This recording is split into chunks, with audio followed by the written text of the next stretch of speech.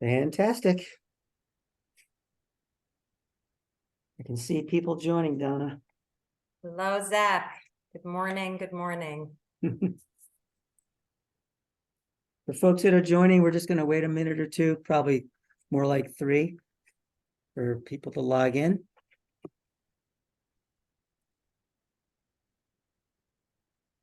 Uh-oh.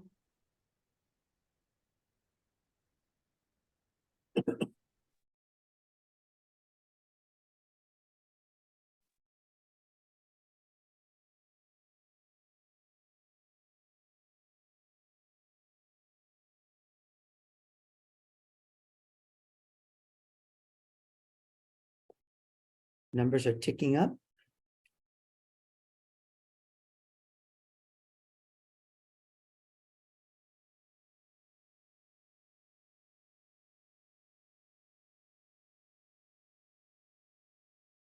Welcome, everybody. We're just going to give it another couple of minutes for people to join.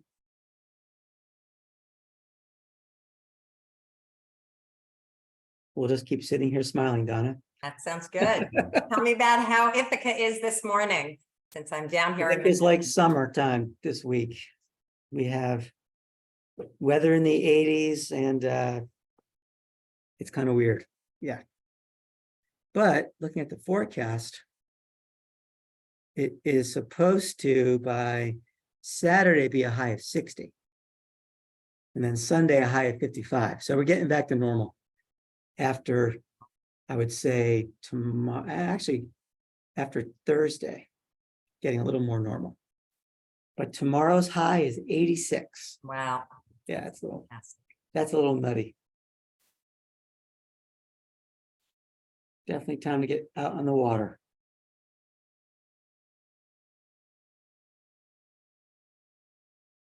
All right. People are from all over the place. I'm seeing that in the chat. I'm going to give it one more minute, and then I'm going to start. I'm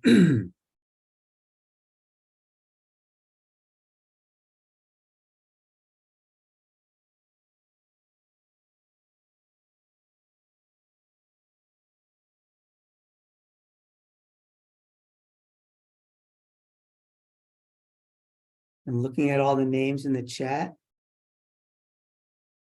Mostly women, but there's some men in here too. And a lot of men too. Yep. All over the country. I like that. Yeah. Okay. Well, listen, we've crossed the 200 participant mark, so I'm going to kick off. We need to keep this to about an hour. I actually have a meeting at 1 o'clock, Donna, so I'll have to probably end it right around 1. I did give the person a heads up that I might be a little bit late, so that's okay. Welcome, everybody. I'm Zach Schulman, the Director of Entrepreneurship at Cornell. I did go to Cornell, ILR 1987 and Law School 1990. Thanks for joining us today for our latest webinar brought to you by the Cornell Entrepreneur Network, which you like to call CEN, Cornell Silicon Valley, which you call CSV, and the office that I run, which is called Entrepreneurship at Cornell, which you call E@C. So lots of acronyms at Cornell. Today, we're delighted to welcome Donna Korren to our show. She is the founder of Empty Quester, and she's going to share her interesting career path with us and how she's applying all those fabulous twists and turns to her current passion. But before we get started, just a couple of quick Q&A things. I'm sorry, a couple of quick housekeeping items. The format will be Q&A as normal. We'll be weaving into the questions that were submitted in advance. In addition, you can submit questions today. For that, please use the Q&A box and do not use the chat for that. The Q&A will be better. You'll find that at the bottom of your Zoom screen. We are recording the program to view it again later. You can view it on both the CEN live stream channel and also the E@C YouTube channel. Those links will be showing up in the chat in a bit. So feel free to view it later. And one final plug, if you are looking for peer-to-peer coaching with other Cornell alums that are primarily interested in entrepreneurship broadly defined, do me a favor and check out Cayuga Forum, which is a product that E@C launched in January 2022. That link is already in the chat, and maybe Casey or Kate could pop it in again. It was at the very beginning of the chat when we logged in. It's a wonderful program that we're running now, and we welcome you to be part of that. Okay, Donna, you ready? Ready to go. Okay, let's get started. So listen, welcome to our show. Bit of quick background, which you can expand on when we start our Q&A. You've worked for some really cool companies, Vogue and Times Parenting Group. You're a co-founder of Elements, a luxury retail magazine, which I think was focused on the eastern part of Long Island. And a few years ago, you created Empty Quester, which is a digital platform that aims to inspire empty nesters to find their voice and leverage skills in the workforce. I really love your varied career path. As you know, I've also had a pretty varied career path, which I certainly appreciate. And I will say that all your twists and turns in your career path have seemingly very much utilized your Cornell communications major, which I think is kind of cool because a lot of people, that's not the case. By the way, for those on the webinar, if you see me looking up, I'm just looking up at my other screen so I can monitor the Q&A. So Donna, again, great that you could join us today. Let's get started. Okay, super. Fun. Thank you. Thank you. First of all, thank you so much. I woke up this morning literally just so excited because anything related to Cornell makes me happy. So I feel really very, very excited and honored to be here. That's awesome. Yeah. That's awesome. Well, you should come work for Cornell sometime. I mean, okay. Well, that could be my third career pivot. Yeah. I've been working at Cornell in one capacity or another since 1996 or 7. I think 7. Yeah. And it has not let me down. So we welcome all comers. So anyway, first question. Tell us a little bit about your early career after you graduated from Cornell. I think you started out at CBS in a sales role and then moved on to Vogue and Time, primarily in advertising. But tell us about how that happened and what you learned from it. Sure. So I was a communications major, and my desired career path was to be an on-air news reporter. And I had taken that whole education at Cornell and started to apply for jobs to become a reporter. And my one offer came in from Hazard, Kentucky. And I didn't have the guts to make that move. And so I thought I would do it in a different way. And I went to New York and I took my first job doing anything that they would let me do at CBS to pay my rent. And that ended up being in network sales. And at night, I got to interrupt you for a second. Sure. There's somebody that just wrote in the chat. That's what I did. My old station, Hazard. Like somebody actually did what you did or did what you wanted to do. Right. I would love to know what that person is doing now. So so I ended up clerking in the newsroom at night, thinking that I would get from the Xerox room onto, on air in New York City, and was told very quickly early on, that's not the path. You really had to go to Hazard, Kentucky.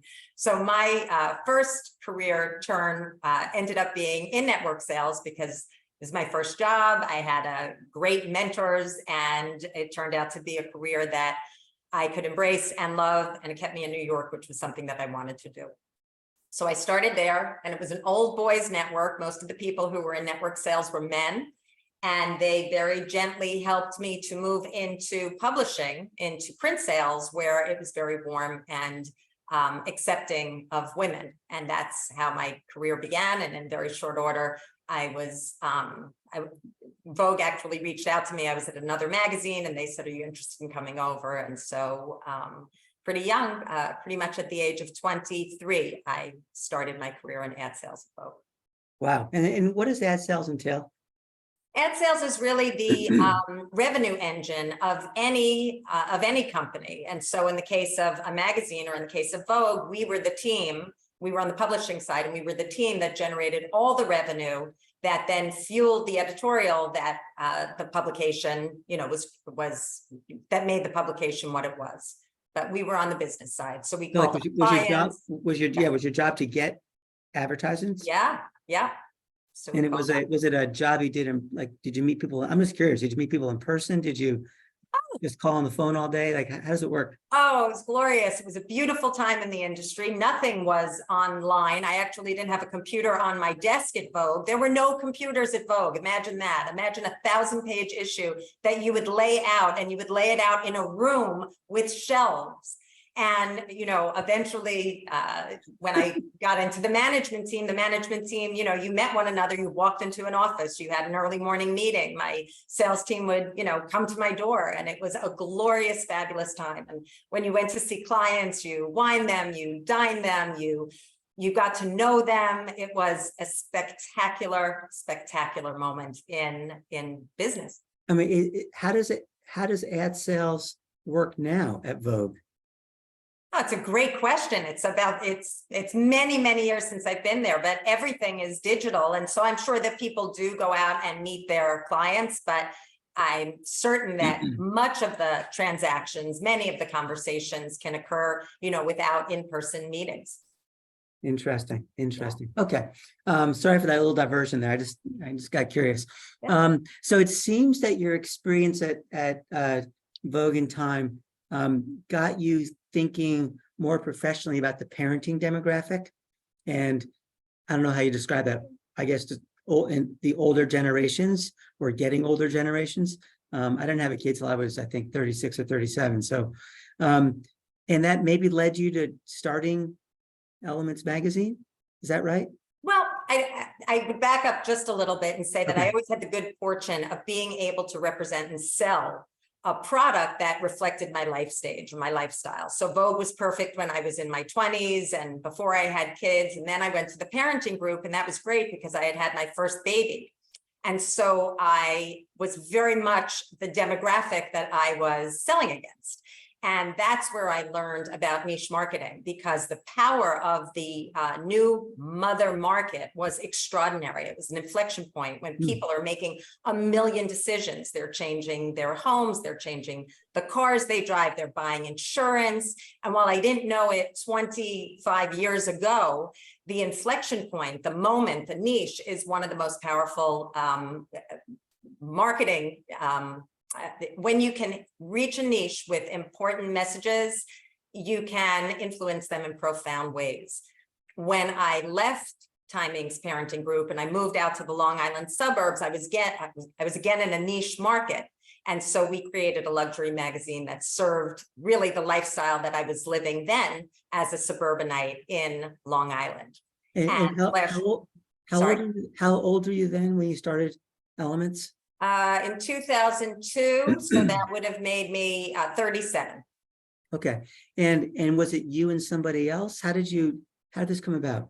It was somebody else who he had no publishing experience, and he very much wanted to own a magazine. It was a vanity move on his part. He had a brother who was a graphic designer who was quite talented. And at the time I had babies, and he said, "Would you help me out?" And I started out, 10 hours a week, but it became a successful enterprise quite quickly. And then I became a partner in it. Interesting. So was it primarily just the two of you, or was the graphic designer also a partner? Yes, he was absolutely a part of it. Yeah. Okay. Any founder issues? Oh, sure. Like anything you can share that might be good for our audience to hear? Founder issues, I guess, sure. We created a dynamic where he was mostly the capital and I was mostly the sweat. And I had the understanding of the publishing business. Right. And so it was a very successful partnership for a very, very long time. And until it really wasn't. And I guess what I would share is we grew to a certain extent, and then our desires sort of changed as to, because he was not truly in the publishing world, he approached it very differently than I did. And after you ended that relationship, that business relationship, did the magazine also stop at that point? The day that I decided that I wasn't going to continue was the day that it stopped, because truly, at that point, I ran the team, I ran the events, I Right. ran the magazine. And so, Right. yes, I guess that's a lesson in entrepreneurship as well, that, the person who's running it is quite key Yeah. to the whole Yeah. operation. It's funny, before today, I hadn't really thought about this. So I don't think you'll take this the wrong way, but if I apologize in advance, it's almost like you were a Martha Stewart type entrepreneur in the Hamptons. Like if you were doing events, you were a face of, were you like a face of the lifestyle scene? Sure, in large part, but to his credit too, we really both were, because we were both deeply entrenched in the community we were in. It wasn't in the Hamptons, it was on the Gold Coast and the North Shore of Long Island, but Okay. yes, absolutely. And that's what made the regional publication so exciting, because you were so enmeshed with your clients. You were so enmeshed in every story that was produced. You were deeply invested. It was different. When you were at Vogue or Time Inc., the content was much more national, much more broad, and about things that weren't happening directly to you. When you're part of a regional entity, you're really living and breathing it every day. Yeah, it's interesting. And I have to ask you another related question. When you started this with your business partners, the internet clearly existed in 2002. Yet you still decided to go all paper. We right? sure did. And there must have been a reason for that. Can you share it?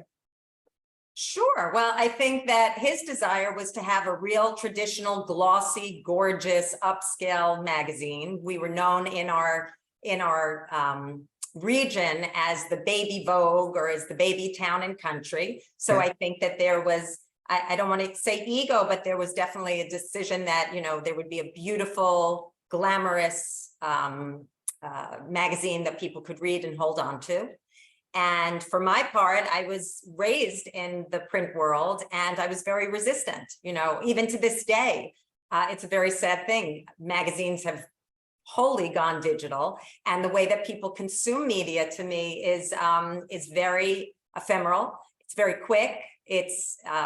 So it makes me very sad that the print world has gone, to the wayside.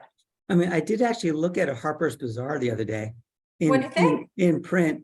It was fine. I didn't really spend too much time on it. I'm not even sure why it was in my house, but there it was. Okay, let's fast forward a little bit. So in 2014, you took a role at a payments company, and then ultimately decided to launch your own, what I would call mission-driven payments company in 2020. The name of the company's changed. Lots of different potential meetings in that word change, by the way, which you can probably talk about. Sure. So tell us why you first joined the payments company, like a payments company. It just doesn't seem to make any sense when you think about it. It's like, media payments. It's like, Right. why go fintech? Right. And I'm also curious if change still exists. Does it still operate, and what's your role? Sure.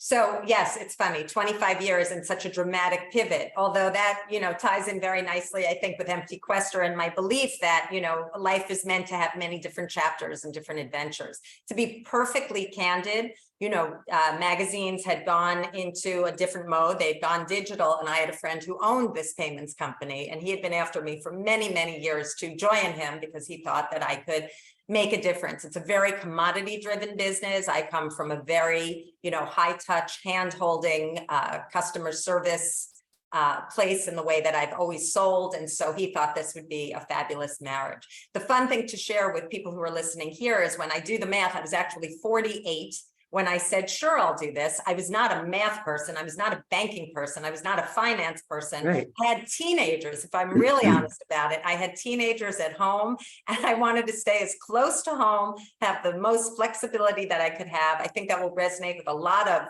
women, mothers out there especially. And so it was an opportunity to learn something new and grow it. And it was a good business, and it grew. It didn't grow quickly. It took time to scale it, but once it hit, it really hit. And so I did that for up until 2019, when my friend and I decided that we would do an offshoot, which was change, because play on words, keep the change. The whole merchant services business is about returning money to clients that they pay to process payments. It's a nuisance expense that they have to incur. And so we created change to attract more women to the industry, because women do very well in this industry. And we created it to create a change in thinking, because instead of being commodity, we were going to be very consultative. I was going to be very consultative, but we launched it and it intersected exactly with COVID. And that shut down businesses so fast, you can't imagine. And while some of my businesses, like I have a whole portfolio of people who did deliveries, home deliveries, and they thrived, they were doing great, but they wouldn't have any time to talk to, people who were pursuing them, those companies, and other companies really suffered. So it was a terrible moment to launch a brand new business. Yeah. So what happened to it? Well, let's see. I worked on it for about a year and a half and looked to attract talent and found that very difficult. It continues to exist. We do have clients, but as all entrepreneurs understand, you sort of have to pick a lane. And for me, Empty Quester was something that I also started in 2018. And that felt very much like my passion, where my passion and my business would intersect. And so change is alive. It's a great idea, but it's less of a business right now than I would say Empty Quester is. Okay, so let's move forward to Empty Quester then. So tell us in simple terms, when did this light bulb go off for you in terms of starting Empty Quester? You should also tell us what Empty Quester means. I know it's a play on empty nester, obviously, but tell us why you did it. And what was your vision when you started? Sure. So Empty Quester is for empty nesters on a quest for our bold next chapter. And the aha moment came the 1 year after I took a look at life and what that looked like. I had a child who was a rising sophomore, and I had a child who had just graduated college and was moving across the country for her first job. And the aha moment was, wow, I am really done here. I am really done with my active parenting role. And it can be an amazing time of life. And I coined the phrase, I trademarked the phrase, because having come from the parenting group and understanding about demographics, I thought this is a hot demographic, because just like a new mom makes all these decisions, empty nesters are making all those decisions in reverse. And knowing what I did about marketing and advertising, I thought this is a moment when empty nesters downsize. It's now a word in the real estate industry. We fun size and we change our insurance and we drive different cars and we give up that minivan. And I thought this is a hot demographic, and what can I do with this demographic? So I named it, and I brought all the conversations together and all the good news together that this could be an amazing moment in life.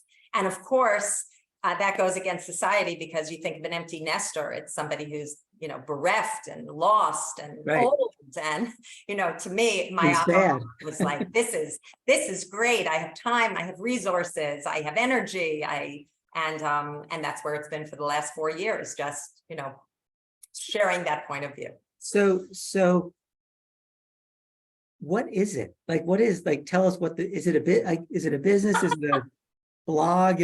Tell us what it actually is. Right. That's funny, Zach, because for the first 3 years, everybody would say immediately, oh my God, yes, I'm an empty quester too. What is it? What is it? What is it? And as an entrepreneur, you're figuring out okay, what is it? How does it get monetized? So it started as a blog. It led me to, doing speaking. I did a TEDx loosely around that subject. I've been on lots of podcasts. And then my next aha moment was I should really be teaching this moment of how you get from A to B, how that moment of truth, how you get from A to B when you're an empty nester. How do you fire yourself up and start to really plan for a meaningful second act? And so now I give a workshop primarily to women, about this transition moment. So would you call it like a services business?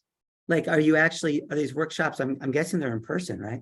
No, they're virtual. They're all virtual. Okay. So I know you like things in person. Would you consider doing them in person? Oh, I'd love to do them in person.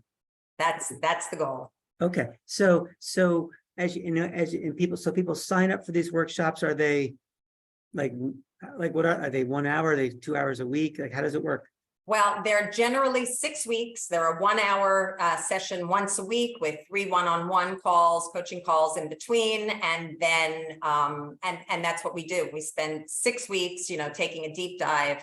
I have 4 pillars to my workshop: overcoming limiting beliefs, and then envisioning your future, and how do you go about activating that? Because you can have a great vision, but if you don't know how to activate it, or you're rusty at activating it, you need help there. And then teaming up for accountability, which I find that most of the people who take my workshop are really looking for a sense of community, because you can have all these thoughts in your own mind and you don't tend to really share them with friends. So how do you really jumpstart this conversation and move yourself forward? Yeah. And then what do people do with the outcome of the workshop? They do a lot of great things, Zach. They do. They go ahead, they launch podcasts, they publish books, they start leadership initiatives in their towns, they join their local boards, they join their community boards, and they get happier. And that might sound like a really soft thing, but they go from feeling very confused to feeling very lit up. And so this is interesting. Just hearing you talk about this, and yes, we've had conversations in the past, but hearing you now, it makes me think that people come out of your workshops with inspiration.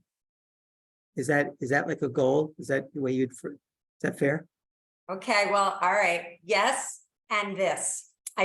In traveling last week, I was reading Russell Branson's Expert Secrets. And what he was saying is when you have an idea, you're not really coming to people to improve their lives. You're really coming to them to transform their lives and to create a tribe. And from the moment that I created the name Empty Quester, I thought, this is really a movement. This isn't just about people taking a course and feeling a little better. This is about creating a fundamental mindset shift about this life stage, and really more importantly about the demographic, which is what the TEDx was about. Because the demographic, and I can share if you're interested, just so many important statistics about what's happening in our population.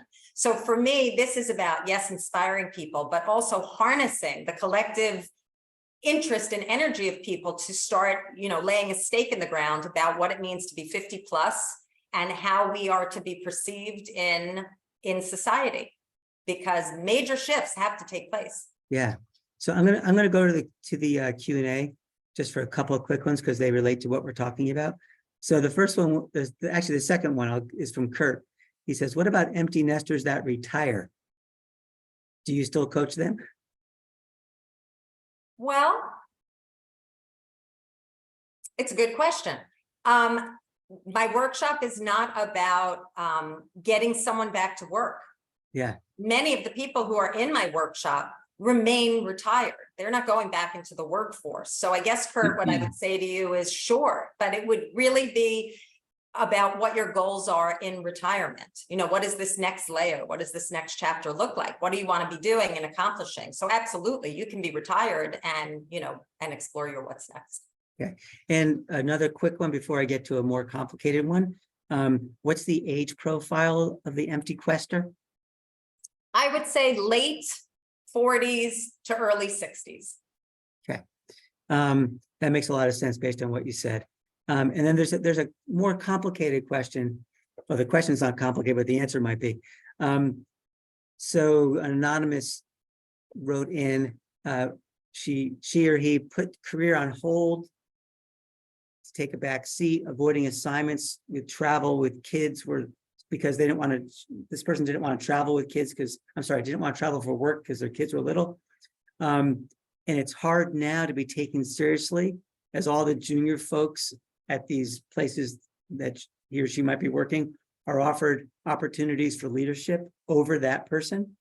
So it's like the younger generation being offered the leadership opportunities.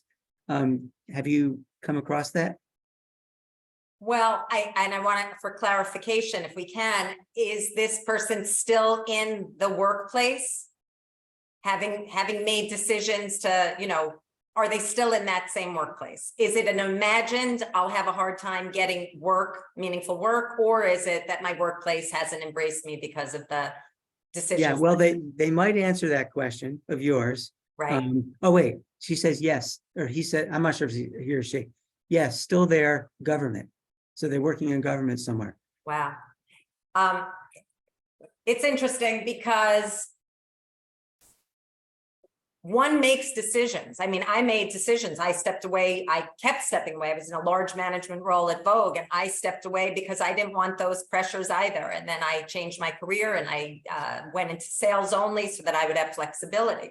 And I guess the question becomes the appetite that your particular company has for conversations around, training, upskilling, and leaning into the wisdom that obviously an older person brings to a role in the workplace. There's so many things. You don't sweat the small stuff in the same way. You have life experience that is, very translatable. But it really depends on the appetite that an employer has for somebody that's made the decisions that you've made. And, we all live by those decisions. Anybody who's been in a company lives by those decisions that somebody else is going to be hungrier and faster and put in more hours. And so how do I address that? It's really a conversation to be had with your employer to say that you're interested in, a greater role, that you now have the time and the resources and the interest in doing it, and seeing if they take you seriously. Yeah. Over time, I think what's happening in the workplace is that all kinds of different norms are going to be established, leading to greater opportunities for people who make decisions not to go the typical, traditional direct path towards the top. So let's go back to a point you just made, but to really hit it on the head. Why do you believe that this 50 plus or late 40 to 60 plus demographic is so important in terms of the workforce and our society? I mean, obviously, I'm in that demographic. I'm 58. You're in that demographic. You're probably 58 or 59. Right? I'm guessing just based on fact. Can't ask a woman her age, that. Yeah. I mean, I graduated a year after you did. So 58. So like, what's the importance of this demographic? Oh, there's so many things. There are three that I'll share. So the first thing is, if you understand population trends, the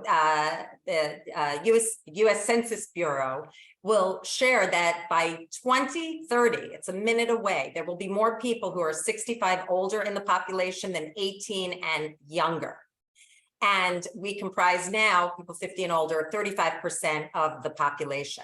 And the average lifespan has been 79 years old, but that's continuing. And by 2030, that's going to look like 83 years old. And with everything that's happening in the new longevity, people are definitely going to live into their 90s and 100 and beyond, which has huge ramifications on everything, on government, on employment, on healthcare, on housing. So it's just, we're graying, the population is graying. But what's interesting about this, what makes this segment so important, is there was a study that was done by ARP, the American Association of Retired Persons. And what they shared is that the people 50 plus, Americans 50 plus, contribute so much to the US economy that if they were considered a country, they would actually be the third largest economy in the world after the US and China, right? I mean, that's extraordinary. It's extraordinary. And we've contributed $8.3 trillion to the economy. It's forecasted to triple by 2050. And we're responsible for 56 cents of every dollar that's spent. We control 70% of all the consumer wealth. So we are hot. This is a hot and important demographic. And the last point I would say is, if you think about what's interesting in the workplace, is there's an organization called Kaufman Entrepreneurship. And they have, the statistic is that 1 in 4 new businesses are started by somebody over 50.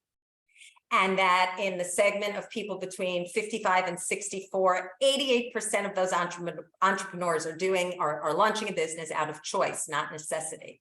And that's hot. So, I'm the poster child for this demographic because Right. we're not going anywhere. We're only going to grow. And we're interested in maintaining our vibrancy and being taken quite seriously. Yeah, I haven't seen the stats, but I'm sure they exist on success rates of businesses started by people over 45 or 48 or 50. I'm sure they're much higher than businesses started when people are young. I mean, there's a ton of failures, and us old folks have all those failures already in our bank. You're spot on in saying it. Why do you intuitively say that that's true? Because it is true, but why do you intuitively Well, just because say of that? just because of experience. Yeah, You have all the experience to go on, and you know what works and what doesn't. Yeah. Even as the world changes. I was just on by the way, I was on a webinar, not a webinar. I was in a class earlier today with a guest lecturer. I was just listening in, and he was telling the students in this class that they are now presented with like a once in a lifetime opportunity with AI, and that they could all become gajillionaires because of AI, which I know it's a little hyperbole. But it's like, I would like to guess that people who are a little bit older, who can still absorb AI, have a better chance because of experience. Yeah. So, but there's a bunch of questions I need to get to. So let me go into this. One that was submitted in advance says, what if I can't afford or don't want to retire, but I would like to try another career? Is it too late at 68? I don't believe it's too late at any juncture. And I guess I would need to know more about what this person does now and what the skill sets are. But certainly what we know is that there's a shrinking labor force, and there is a big need for teachers. There's a big need in healthcare. I don't know if, this participant's career lends itself to any of those areas, but my thought is there's always an opportunity to upskill. And there will always be companies, and you would know more about this, Zach, being in the university world, but I would also say there's always opportunities for professors, adjunct professors, people who are able to teach. Yeah, I absolutely. I'm not going to invite you all to come to Cornell because we probably couldn't hold you, but if some of you want to come back to Cornell, we can help potentially make that happen. Another interesting comment in the chat or in the Q&A box is that it says ageism is very real, and there's a lot of discrimination because of white hair. Why should we need to keep or change our perfectly natural biological look to get any acceptance opportunity or even to be listened to? That's a huge one. That could be a whole webinar in and of itself. In Canada, Lisa Laflamme was a very adored and revered news anchor, and she decided to go gray and she got fired, and that story went super viral. I spent some time with a beautiful magazine called Pro-Age Woman magazine, where they tackle all of those issues. And ageism is very real. It's absolutely very real. And it's a personal choice for what people do, how they want to age and how they want to look. And I guess it's finding the right environment where you will be embraced for sounding, looking, and being exactly who you are. But yes, ageism is absolutely a very real Yeah, thing. I mean, how do you, I'm not sure if coach is the right word, but in your workshops, how do you describe this? Like, how do you advise people to get through it? Well, it's interesting. Yesterday, I gave the first session of my new workshop, and the first thing that we deal with is, vanishing limiting beliefs. And the first thing that I went for was external beliefs. And everybody who was in that class said, no, that's not the problem. My problem is my own internal, limiting beliefs. And it was amazing to me how they brushed right over it. They were like, yeah, no, I don't subscribe to that. I don't subscribe to that. So, I guess if you're very self-directed and you're working on your own, skills and strengths, maybe one has the ability to put blinders on a bit and just focus on all the skills and strengths that you bring. Talk a little bit more about the internal. So was this person saying that internally they didn't think that they could, I'm not going to say succeed, but yeah, something new? sure. Like Imposter syndrome, I'm too old. Will I be taken seriously? How do I get the skills? How do I balance my time? I don't want to go back full time to work. How do I find something meaningful? More internal dialogue as opposed to, what's happening in the media and how and poorly represented people 50 plus are, in the media. So in an online group setting, how do you get that person to change their viewpoint, or at least be open to changing their viewpoint? Oh, well, that's where the work comes. That's the whole workshop. So, Yeah. first you have to notice and know what your limiting beliefs are, and you have to work on those, and you have to replace them with different thoughts or different facts, and you have to take actions to overcome your limiting beliefs. And one of the best things that we do is we create a vision. It's very old school. We create a vision board. And once you're actively creating your new vision, you tend to stop focusing on all the things that hold you back. So I think that's a short answer for how do you get people in overcoming things. You get them thinking about what would really light them up and what would really be exciting. And that's where you go with that. I mean, do you think, like when you do these vision boards, do you kind of like list pros and cons sometimes? Like what if I was like 65 and have a job that, I'm not really enamored, but I'm there, provides me good healthcare coverage. Mm-hmm. I have disability insurance long-term, for example. So there's this element of stability, yet I know that if I was doing something else, I'd be happier. Yeah. What do you do with that person? Right. Well, that's the first thing. I mean, that's the first pillar, because you really have to look at all your limiting beliefs, and you have to see, you have to list them out, and you have to know what's real and where do you lack the resources or the time, the energy, what are the actual challenges, and what are you going to replace them with? If you're going to leave a job that provides you with healthcare, what does your financial picture look like if you're going to go buy that healthcare, directly from a provider? So I think that all happens before you start to create a vision, so that by the time you're creating your vision, it's full of possibility. It's then you're on a forward trajectory of all the things that you want to create for yourself. Okay. But someone asked how much does the workshop cost? You don't have to answer this. If you could just direct them to your website if it's there. Yes. Or you could answer it. What is the answer? No, I mean, it's up to you if you want to answer it.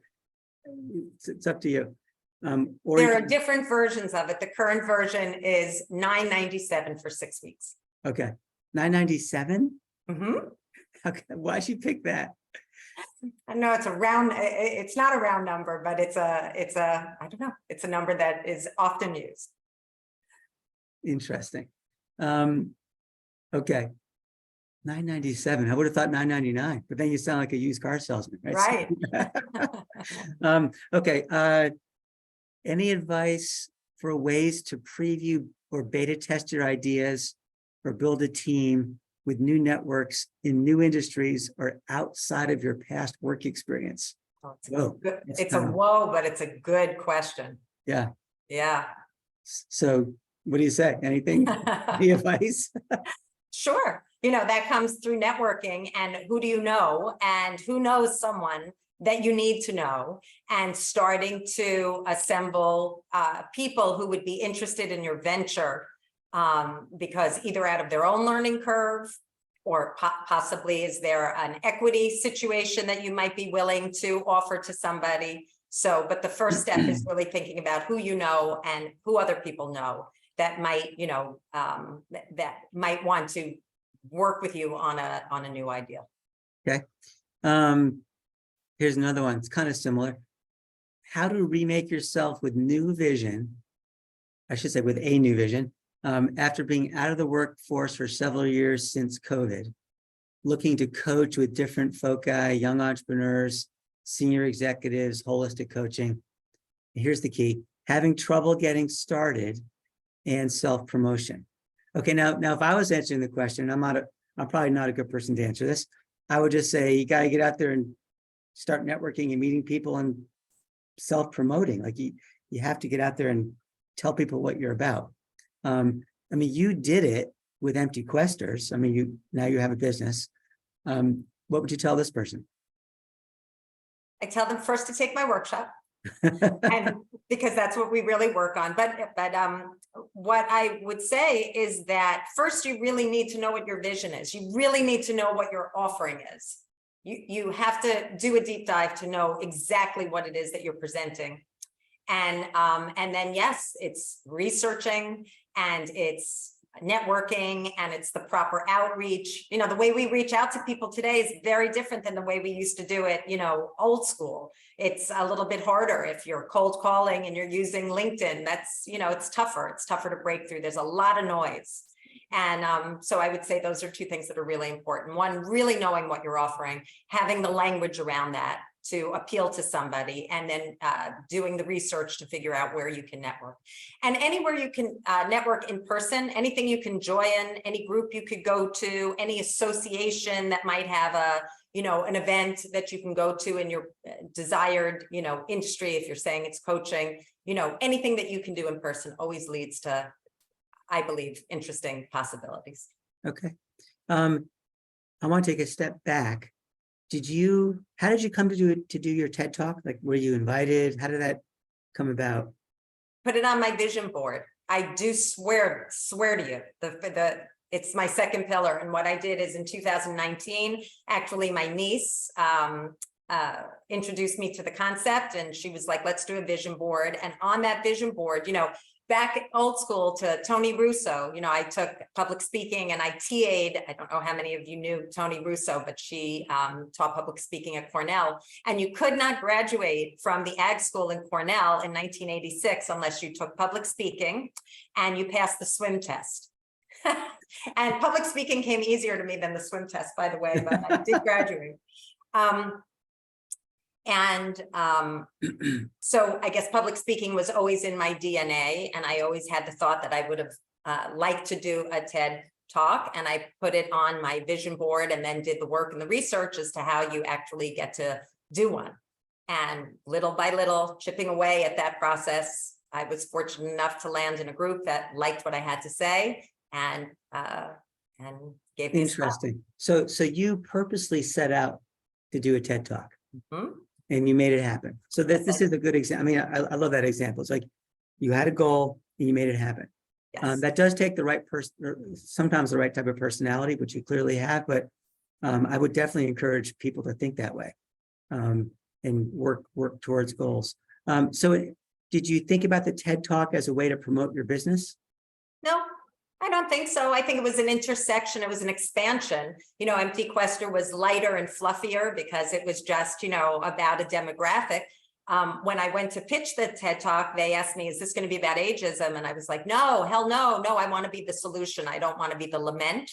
And so in doing my research, I was able to come up with so many positive things that were happening for people 50 and older. Interesting. Yeah. There's a question from Catherine. It's a little academic, but I'm going to try it. So David Brooks had a recent article in the Atlantic, which is titled "The New Old Age," about finding meaning and purpose before it's too late.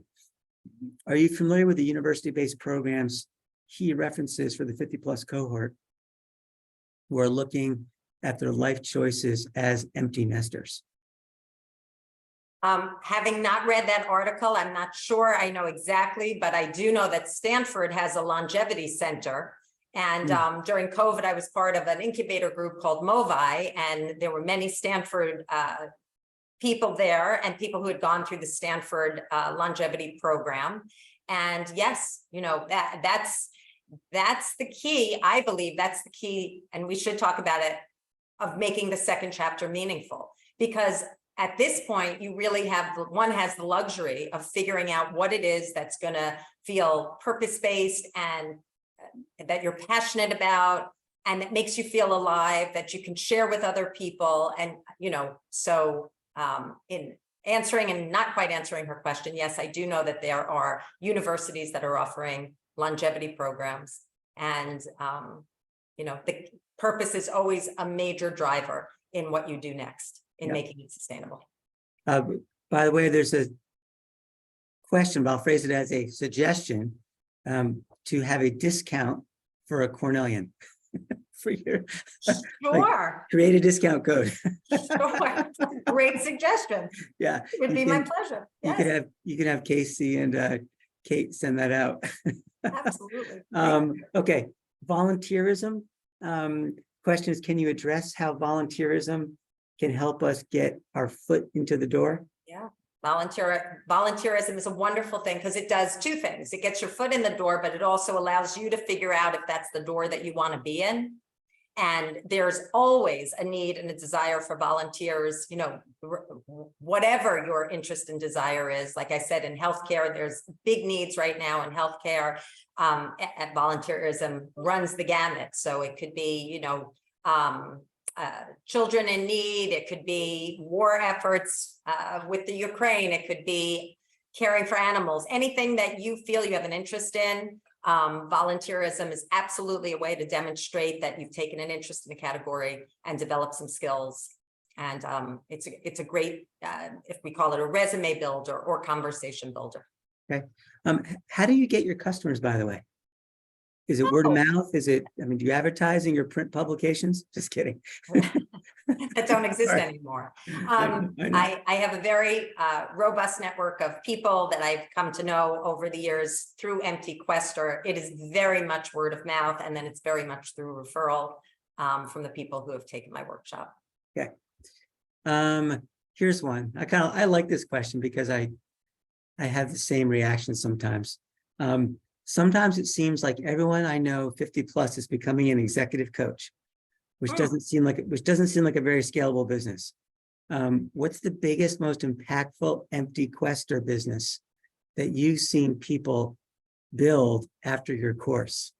Woo. Wow. Too soon to say in terms of what people have built. A lot of the things that people are building are more personal. Like I said, authors, podcasters, and people who've been in business sort of scaling or doing offshoots to their existing business. So I don't have an answer to what business has been built. I would say that there are many, many businesses now that are being directed to the older consumer, and anybody that is thinking about products and services, and certainly in the tech world for people who are 50 and older, could be sitting on, you know, I don't want to say a gold mine, but could be sitting on a great opportunity. Hey, I'm curious as to whether you've seen customers, I keep calling them customers, but let's just call them participants. That sounds more accurate. Who are past entrepreneurs. I have this bias where I think that if somebody's an entrepreneur and they started 3 businesses, that they don't need inspiration or motivation to start another one. I could be completely wrong about this. Maybe they think they're too old and they can't do it again. But it seems to me like they would actually know because they're used to starting a business and how hard it is to start a business. Do you have a lot of entrepreneurs in your classes? No, I wouldn't say so. Yeah, I wouldn't say so. yeah. That's exactly what I would have guessed. By the way, just because of the self-starter. The same lecture I was talking about just a few minutes ago with the person who was talking just described himself as a builder. Like they like to build things regardless of the industry. In fact, what the person said was, this is interesting. They said, if it's an industry I know nothing about, I'm more dangerous and better. Oh, how great. Because they don't get bogged down by industry knowledge. They're just going in as a disruptor. And I could never picture this person needing any inspiration to start the next business. Right. No matter how much money they make or whatever, they just love that building process. Right.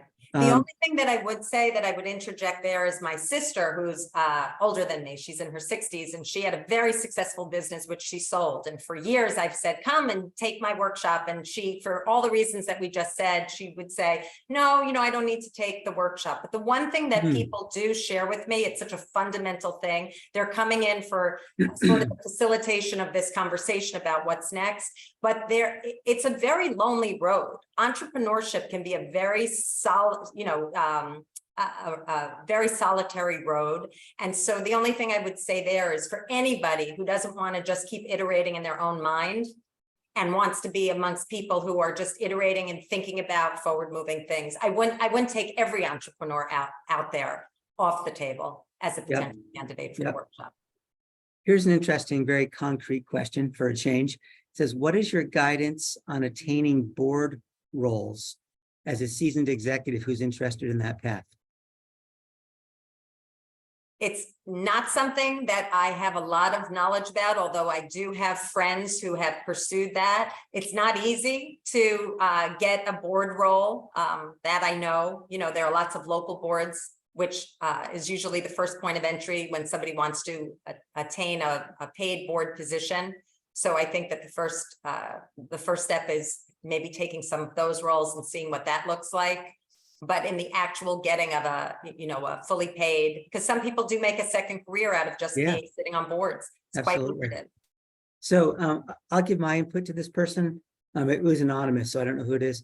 That headhunting firms are a very good resource of those board position jobs, because a lot of companies hire headhunters to fill those positions for independent board of directors. So you can get in touch with the headhunting firms and make yourself available and go through their interview process as a way of putting yourself out there, particularly if you are a seasoned executive, because they are always needed.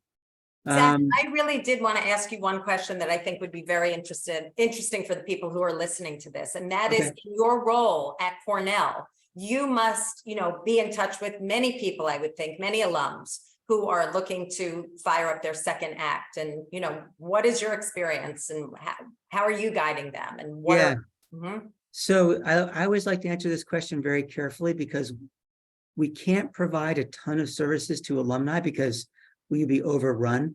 And I get alumni asking for things all the time. I mean, and I don't mind being asked, but no, we can't help you raise money. That's not going to happen. We can barely help students. We can find you interns, by the way. So we have a great internship program that we run. You can just email me directly and I can put you in touch with the right person who runs that. But we do have a mentorship program that is open to alumni. So somebody asked a question earlier, how can I find people to pitch a climate tech idea to, or who should I pitch to? Our mentors in that program could actually potentially help that person. So we're open for alumni engagement on the mentoring front. We're also open for alumni engagement to be mentors. Okay, and there's lots of mentoring opportunities where the person wants to mentor students in particular. And we're open for sure to that. Sometimes it takes the right, it takes a while to find the right fit in the right program at Cornell. There's a lot of entrepreneurial stuff happening here. But we'll definitely make that effort for sure. I'm looking. There's a lot of questions coming. I can't keep track of them all. So Jennifer Cunningham, who I know, I'm just going to say, it seems like there's room for semi-retired people to become temps in their industries. In other words, they get hired for 6 months to keep the trains running when, for example, someone goes out on parental or medical leave, or HR is working through a hiring process. And Jennifer asked, is that real? Is that a thing? Do you know? I would imagine that it's very real. And also just the whole gig economy and fractional roles, companies that are looking for a fractional CFO, people who are looking for accounting help, people who are, and it's not new. It was back in the day where maternity leave shares were a thing, where if you went on maternity leave, somebody came in and oversaw your business for a period of time. And so there's all kinds of new possibilities in the workforce, because employers are not looking to hire full-time necessarily in the way that they did. I also want to mention one other thing that's really super that's out there, which are returnships, which was the brainchild of Carol Fishman Cohn. And she has, I wouldn't call it single-handedly, but over the years, she has engaged tens of thousands of companies to offer returnships, which are like what our kids do when they have internships. And these are 12-week programs where a company will sort of try you out and they'll see how you do, and they'll give you some training. And at the end of that time, if they want to hire you full-time, they will. So different doors, different ways to go about this. That's actually really interesting. I'm thinking of the movie with Robert De Niro. And Anne Hathaway, yeah. Okay, so we have 1 minute left. Mhm. I know it's flown by. One more question. And then, by the way, for the participants, when the webinar ends, it just ends rather abruptly. So there's not a lot of time to say goodbye. So we'll, like, when it gets shut off, it just goes away. So thanks for all your time in spending with us today. So last question was, any thoughts on maintaining health and fitness through this phase of life? A lot of us are in this age are becoming aware of our limitations because we're taking care of our parents with health issues. Sure. So I would call it the single most important thing, whatever you do, however you get there, whatever it is, if you're a person who likes to walk, or you do yoga, or, certainly keeping muscles strong through weight-bearing exercises, the single most important thing to longevity is staying active. And yes. And moving around. Yeah. So I'm not sure if this is possible, but Casey or Kate, if you know, you can chime in. Can we capture the Q&A so we could send it out? And the chat, there's a lot of, this is a very, very, very active chat and a very active Q&A. And there was a lot of advice going back and forth on it. People answering other people's questions, etc. Do you know if we can do that, Kate? Yes, we definitely can. Okay, so we'll capture that and send it out Yep. to all the participants. So Donna, with that, we have to wrap it up. I Thank you so really want much. to thank you for having me here. It was really quite a lot of fun to talk to you this morning about all things. And please come up to campus soon. We can definitely engage you. I'm thinking with the School of Human Ecology in particular. They do a lot in this area. So let's make it happen. Wonderful. I'd love to. Thank you so much. Okay. Thanks, everybody. Have a great day. Bye. Bye-bye.